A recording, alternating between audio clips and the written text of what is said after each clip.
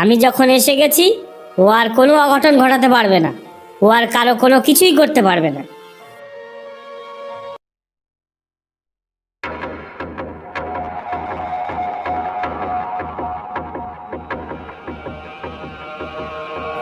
এবার তোমরা সকলে এই গণ্ডির মধ্যে ঢুকে পড়ো। আমি বাইরে থেকে মন্ত্র পাঠ করব, আর কিছুক্ষণের মধ্যেই এখানে ওই অশরীরী আত্মার আবির্ভাব ঘটবে। নিবারণ তান্ত্রিক মৃতদেহের গামছায় হাত রেখে মন্ত্রপাঠ করতে শুরু করলো।